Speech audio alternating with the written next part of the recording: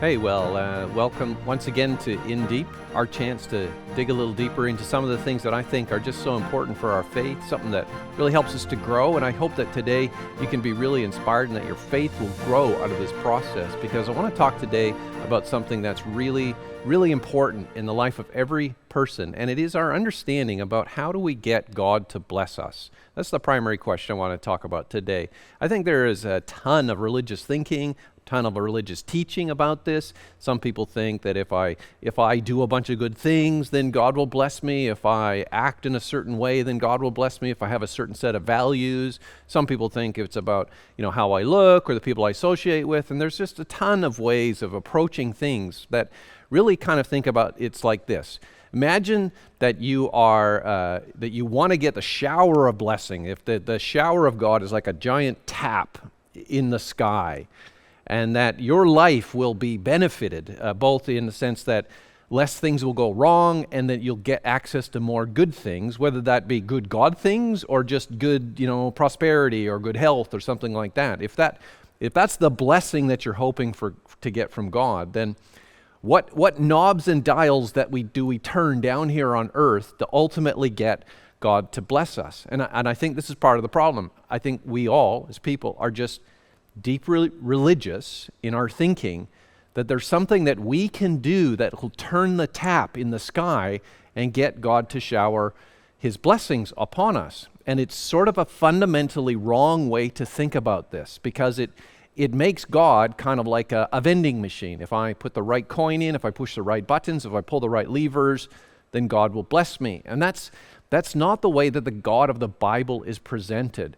But I think you'll agree that the God of the Bible it's actually the God that you really want, and he's much more gracious, and it's actually a lot easier if we just go along with the way that he actually is. So how do I get God to bless me? Well, the quick answer to that is you can't, but he can choose to.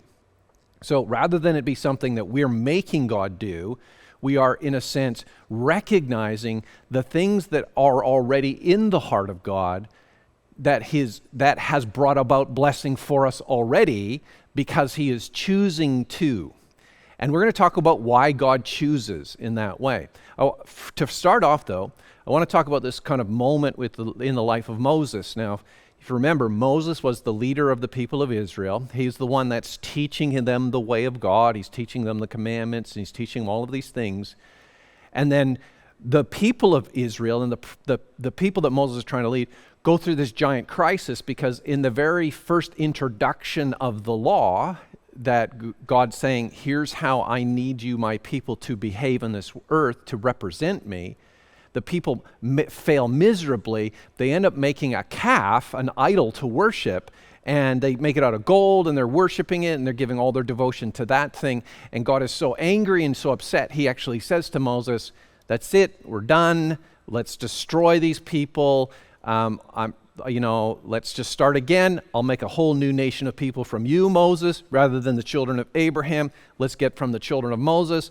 Restart, and let's go again. And Moses appeals to God, saying, no, please. Your honor, your reputation are at stake in that choice, so don't do that. And since God, he was appealed to in Moses in that right spirit, God says, all right.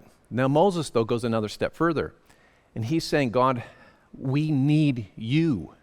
It's not enough just to have your blessing. It's not just enough to be helped by you.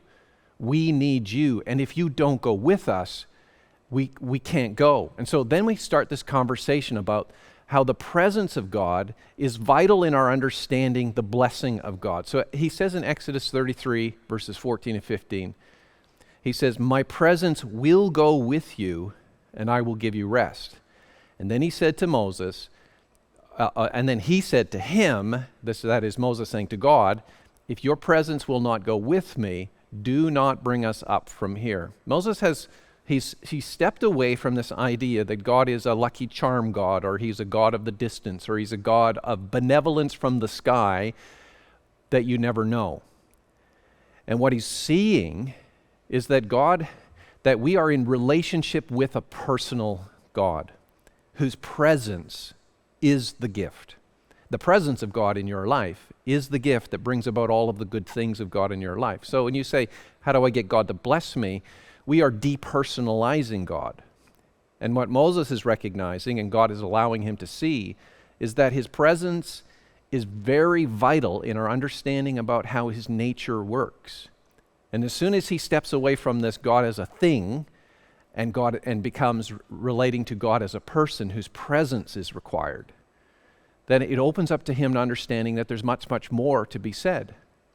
And I think that's a very important step for each one of us. Who is God to you?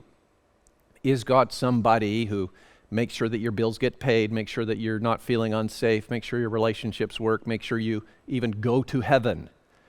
Well, see, that's not what God has set up. God is a present God. He is a living God. He is a personal God. What happens is we come to know him.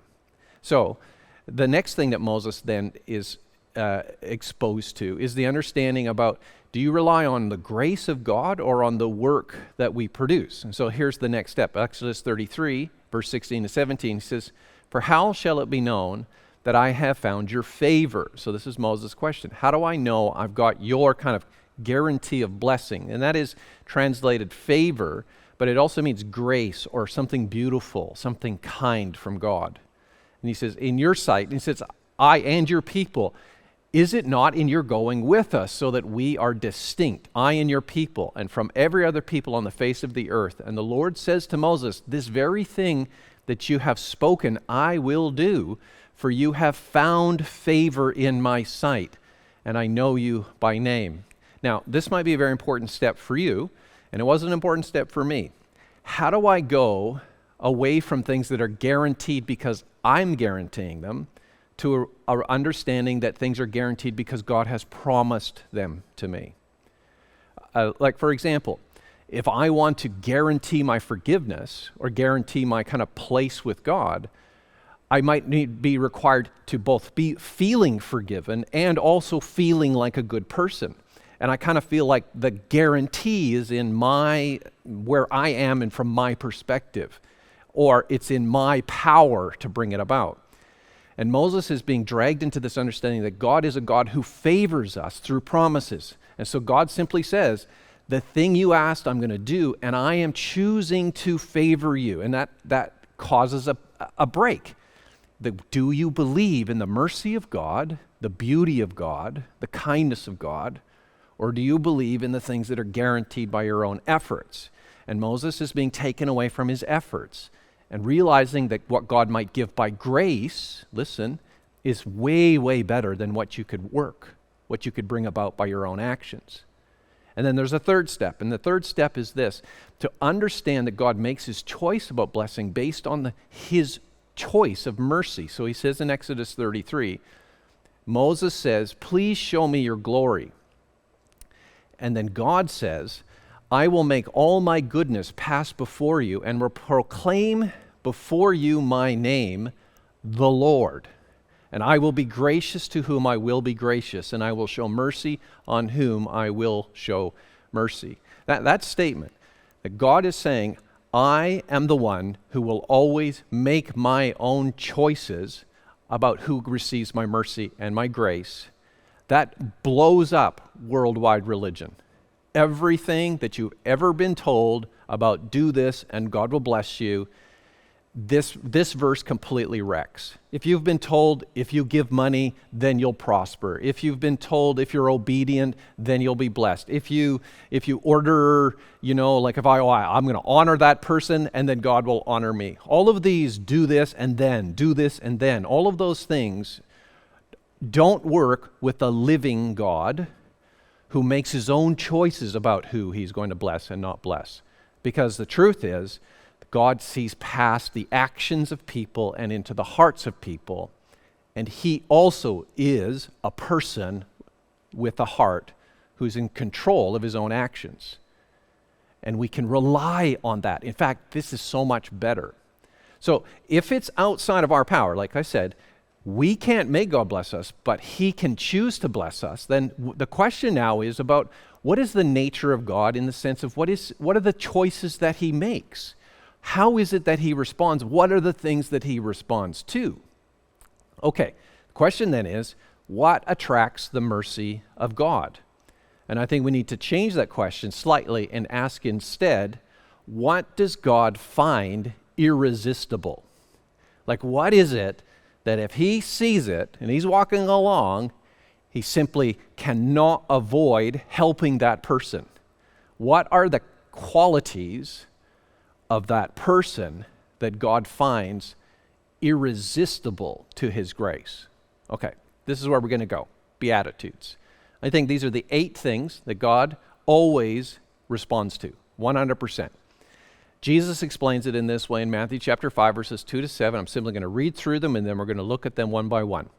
He says, he opened up his mouth and taught them, saying, "Blessed are the poor in spirit, for theirs is the kingdom of heaven. Blessed are those who mourn, for they shall be comforted. Blessed are the meek, for they shall inherit the earth. Blessed are those who hunger and thirst for righteousness, for they will be satisfied. Blessed are the merciful, they will receive mercy. Blessed are the pure in heart, for they shall see God. Blessed are the peacemakers, for they shall be called sons of God. Blessed are those who are persecuted for righteousness' sake, for theirs is the kingdom of heaven. Blessed are you when others revile you, persecute you, utter all kinds of evil against you falsely on my account. Rejoice and be glad, for your reward is great in heaven. For so they persecuted the prophets who were before you." Now, very important thing. Blessed are means, in the context of their time, this idea of the blessedness, or the Macarius, the people who are blessed by, in their understanding, they would have just thought the gods, who were, if you're a Greek-speaking person, this Greek word Macarius means the ones that the gods are choosing to bless. Now, everybody is always making choices about that. If you see somebody go through a hard time and you think, well, that hard time was caused or not prevented by the gods or by God, personal, singular, then you might think, what is it about that person that caused them not to be blessed? Or you might see somebody else that is a very, wealthy, important, influential, favored in the community, and you say, how is it that the gods favored them? And everybody from every culture makes up decisions about how that comes about. And you have all kinds of different value signals that spell that out. Well, Jesus is going to explain to us what are the 8 things that God really is blessing. Rather than saying, oh, that person is poor because God's not blessing them, Jesus is going to say that poverty might in fact be a blessing. Because the values of God are not the same as the values of the people of this world. So what is it that is truly drawing out the blessing of God? All right, so they are these 8 qualities that attract the mercy of God. Number 1, humility. Number 2, sorrow. Number 3, weakness. Number 4, a craving for righteousness. Number 5, merciful. Number 6, pure desire for God. Number 7, peacemaking for others. And number 8, loyalty. We're just going to cover these very quickly in a few pictures and images of Christ. So, number 1, humility. Jesus said, "Blessed are the poor in spirit, for theirs is the kingdom of heaven." Now, the idea that we are full of our own capacity and power to bring about or to do good is a kind of inflated sense of who we are. So Jesus tells a parable about 2 people approaching God in the temple in Jerusalem. And so these are 2 people seeking God. One is a Pharisee who is a religious person who keeps a very strict religious code about his own personal goodness. He'll carry out as much of the Mosaic commands as he can, but obviously he'll emphasize the ones that he's personally good at and think that by doing those things that he has somehow got a status before God. So he boldly marches into the temple, lays down his prayer. He mostly prays about himself, and he's like, I thank God that I'm this and I'm that and I'm the other thing. It's a great, in a sense, a large sense of himself before God. And there's another person there at the same scene. This person is a tax collector. So Jesus chooses somebody who is kind of like criminally disobedient towards God and is even disloyal to his own community. He's, in a sense, sinful in every way of the people of that time could understand. When he comes before God, he stands at the back. Remember, he has no sense of status with God. He actually thinks that he is probably more likely to get hit by the lightning than to be blessed by the grace. So he stands at the back, he beats his own brow, his own chest, and says, God, have mercy upon me, a sinner. Now, Jesus says it's not the person who thinks that they have status with God that's blessed. It's the person who knows that they don't have status with God that's blessed. It's a humility of spirit, not a kind of a lowliness of just human capacity, but it's an internal view that before God we have nothing to offer. And in that poverty of spirit, God's blessing pours out. Anytime we are proud, God's blessing stops because he resists the proud. So anytime we're humble, it draws out the blessing of God. So rather than going before God with a high spirit, we go before God with a low spirit, and God blesses us. Secondly, sorrow. Blessed are those who mourn, for they shall be comforted. Many, many times during the stories of Jesus, remember, we can see in God, we can see in Jesus all the things that God's character is like. So in John chapter 11, verse 33, just one example, this is at the death of Lazarus. When Jesus saw her weeping, it says, and the Jews who had come with her also weeping, he was deeply moved in his spirit and greatly troubled. So here's two ways to approach life. Painful things, either sinful things or sins against you, sins you've done or sins against you, or experiences of life that cause sorrow. You can either be injured by those things or become calloused to those things. If you repeatedly commit the same sin, you oftentimes go hard in heart to it. If you repeatedly experience the same pain, you become hard and callous towards it. It's the human way of surviving on planet Earth. But if you mourn, then you will have God's restorative comfort. So there's either one way or the other. You're either going to try to preserve yourself by being tougher, or you're going to let God restore you, but you must stay weak. So the question is, are you a person that doesn't cry, doesn't sorrow because you're trying to survive, or are you weeping with God and asking him to bring the comfort? Okay, third, weakness. Jesus said, blessed are the meek, for they shall inherit the earth. Let me just read to you quickly from Psalm chapter 37, verses 8 to 11, which is where this saying comes from. He says, refrain from anger and forsake wrath. Fret not yourself, it tends only to evil. For the evildoers shall be cut off, but those who wait for the Lord shall inherit the land. In just a little while, the wicked will be no more, and though you look carefully at its place, you will not be there. But the meek shall inherit the land and delight themselves in abundant peace. Now here's the problem. If you think the way for me to survive in life, to do well in life, to prosper in life, is to aggressively push back against the things or the people that are interfering with what I desire or with the pains I'm experiencing, whether those people are evil in a sense of intentionally trying to hurt you or just evil in general and it's not working out for you. If you think it's human capacity and power that protects, preserves, and builds a better life for you, you are not acting weak. You are being driven to respond in your own human power to solve the problems. Now, Jesus said that if you are weak, if you don't take your own power to solve problems and you rely on God to solve your problems, you'll find that you actually end up inheriting the earth. You actually inherit things, meaning you didn't earn it, it was given to you. Now, fourth, craving for righteousness. Jesus said, blessed are those who hunger and thirst for righteousness, for they shall be satisfied. Now, Jesus, again, I'm just going to show you a little bit more of that parable of the Pharisee and the tax collector. In Luke 18, he says, he also told this parable to some who trusted in themselves that were righteous. They treated others with contempt. He said, two men went up to the temple to pray, one a Pharisee, the other a tax collector. The Pharisee, standing by himself, prayed thus, God, I thank you that I'm not like other men, extortionists, unjust, adulterers, even like this tax collector. I fast twice a week. I give tithes and all I get. Now, there are two approaches to righteousness. One is self-satisfied, or another realizes that there's nothing that you can do possibly yourself that's ever going to make you full of righteousness. That's actually, and I don't mean just the sense of being good. I mean that deep sense of satisfaction that you have a close and an intimate place with God that is guaranteed forever, and that you have a sense of being complete and whole. If you don't hunger for true righteousness, you will be satisfied with flimsy veneers, kind of enough, okay, just maybe, but your conscience will never rest.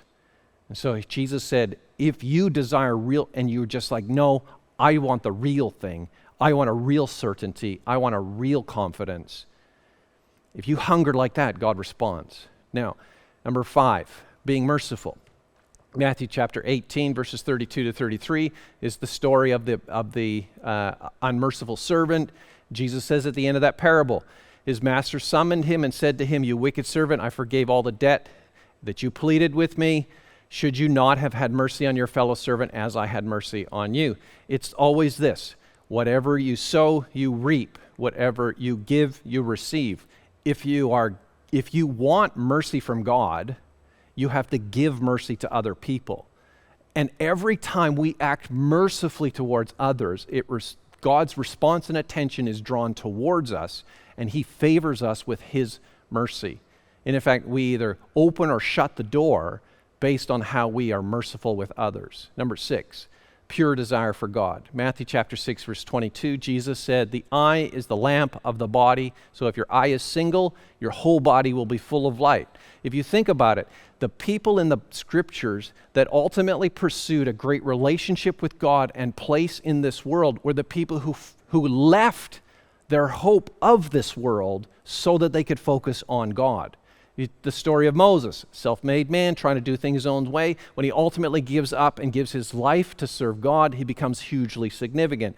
Story of Jacob in the same way. He focuses, instead of trying to accomplish himself, he ends up in a wrestling match with God where he says, "Unless you bless me, I won't let go of you." Single desire. Elisha, he's saying to Elijah, "I need to follow you because I need a double portion of your blessing." He pursues at the risk of everything else. David is the same way, saying, "I would rather be in the courts of my God. I would rather be a doorkeeper in the temple. I would rather God than anything else."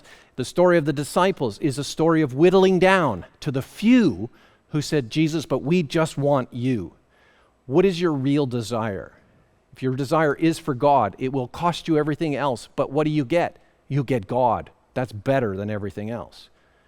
And number 7, peacemaking for others. In John chapter 8, Jesus is one time defending a woman who's been caught in adultery, even though she is guilty. He never says she's not, but he says, they challenged him and said, "Now in the law, Moses commanded us to stone such women. What do you say?" They said this to test him, to bring a charge against him. Well, Jesus bent down and wrote with his finger on the ground. Jesus defends the woman's peace at his own expense. Basically, humanity is on a quest to have their own needs met. It never works. When we stop doing that and we work towards other people's peace, then we have God as our peacemaker.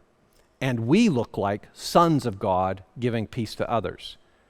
Last one, loyalty. John chapter 12, in verses 25 and 26, Jesus talking about giving up your life to follow him. He says, "Whoever loves his life will lose it. Whoever hates his life in this world will keep it for eternal life. If anyone serves me, he must follow me where I am. There my servant will be also. If anyone serves me, the Father will honor him." There's this fundamental question. Who are you ultimately loyal to? And if we have relationships on this earth where, our family, close coworkers, people who have been with us through thick and thin, think about this. The people that have been loyal to you, doesn't your heart just want to respond with loyalty towards them? I mean, if they were trying to gain something, but if they just really were loyal to you, we respond with loyalty to others. And Jesus is just making it very clear that God is exactly the same. If you are willing to pay a price for God simply because it's about defending him, helping him, serving him, loving him, then God is going to respond to that loyalty by protecting you, which is why Jesus says, if you suffer persecution for me, don't worry. God is going to more than make up for whatever those people or consequences could be. And if not in this world, well, then in eternity, which, by the way, is much more substantial than this current life. So, here are the 8 things. And I want to just ask you 8 questions to finish. These are the 8 qualities that attract the mercy of God. Humility. I want to ask you this question. How do you see yourself? Number 2, sorrow. Question. How sensitive is your heart? Number 3, weakness. Where is your power? Number 4, a desire for righteousness. Question, are you self-satisfied? Number 5, being merciful. Are you compassionate? Number 6, pure desire for God. Question, what do you really want? Number 7, peacemaking for others. Define this. What does winning mean? Number 8, loyalty. Are you willing to suffer for Him? You see, the people who have those 8 qualities of their characteristics, those things about themselves, they already are blessed by God to have them. But in these ways, it just means that God is on your side in every possible way, both to care for you, to secure you, to provide for you, to guide you, to give your heart and your life the dignity and meaning that you crave for. If we dial down our power, ability, weakness, and our self-centeredness, and we begin to search for God in all of those things, then we receive a merciful gift, because when we are like that, God can't pass us by. We're like those weeping people. He just cannot let our weeping continue. He has to come and console us. He can't allow us to be hurt. He has to come and protect us. He can't allow us to be empty. He has to come and make us full. So God bless you as you think about those things. Maybe you want to rewind and rethink about some of those things. Glad you could join us today, because God is a merciful God and He loves to bless us. And I bless you in Jesus' name.